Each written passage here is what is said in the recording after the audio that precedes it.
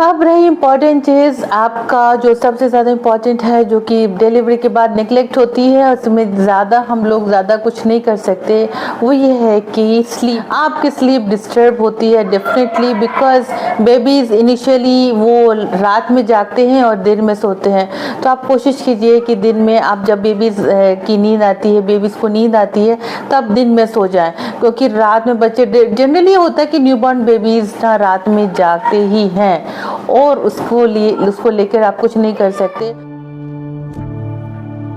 और प्रॉब्लम क्या होता है कि जब जस्ट डिलीवरी के 3 दिन के बाद आप जब घर आते हो, वो सिलाई कच्चा होता है। इवन नॉर्मल डिलीवरी की जो सिलाई होती है वो भी कच्ची होती है, और आप जब सारे रात बैठ जाते हो ना, तो उनको फिर पेन स्टार्ट होने लगता है अगले दिन।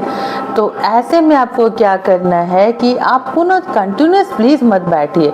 इसलिए मैं बोलती हूँ कि सिटिंग एक्टिविटीज़ जो है, सिटिंग जो है, बैठने का जो काम है, अब मैक्सिमम 30 मिनट्स, उससे ज़्यादा 1 घंटे आप फिर थोड़ा लेट जाइए, फिर थोड़ा चल लीजिए, फिर बैठ जाइए। लेकिन अगर कॉन्स्टेंटली आप बैठे रहोगे ना, तो आपको डेफिनेटली सिलाई की जगह पे और अंदर में पेन होगा।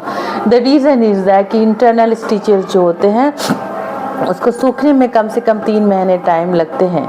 बाहर की स्टिचेस तो जल्दी सूख जाती हैं, अंदर की स्टिचेस में काफ़ी वक्त लगता है। सेकेंड थिंग इम्पॉर्टेंट जो कंप्लेन होता है कि स्पाइनल एनेस्थीसिया, यानी कि पीठ में जो सुई में पड़ी, उसकी वजह से मुझे 6 महीने तक दर्द हुआ।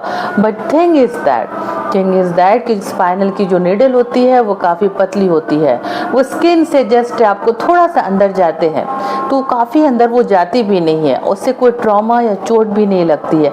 थिंग इज़ दैट कि आपको फिर एक्सरसाइज करनी पड़ेगी। बैक एक का रीज़न होता है आपको एक ही पोजीशन पे कॉन्स्टेंटली बैठे रहना।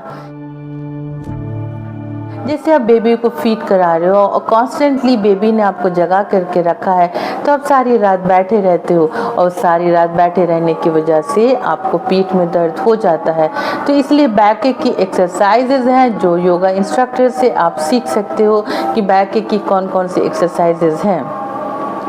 इसके अलावा स्लीप जैसे मैंने बता दिया कि दिन के टाइम में आप सो सकते हो अगर रात की नींद पूरी नहीं हुई हो, लेकिन स्लीप नहीं होने से आपको थकावट और कमज़ोरी हमेशा लगा रहेगा।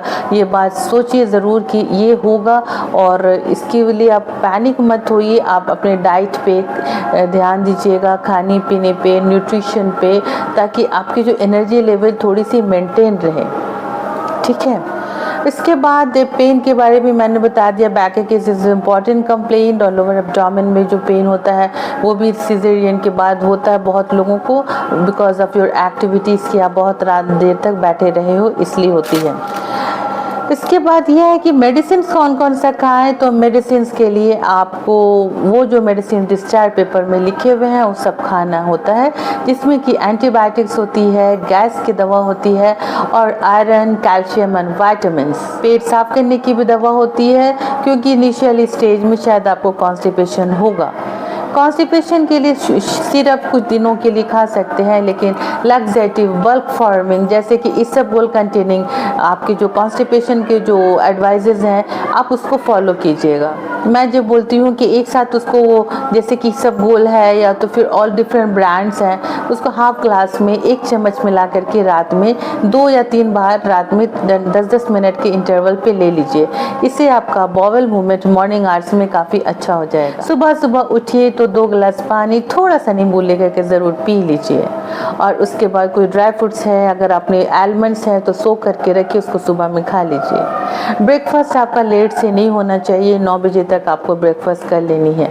डिस्पाइट ऑफ द फैक्ट हो सकता है मॉर्निंग आवर्स में आप स्लीपी फील कर रहे हो और आपको बहुत ज़्यादा नींद आ रही है। तो फिर विजिट कब करना है, डेफिनेटली आपको 1 वीक के बारे में बुलाती हूँ, और 1 वीक के बाद मैं बहुत सारा एडवाइजेस देती हूँ।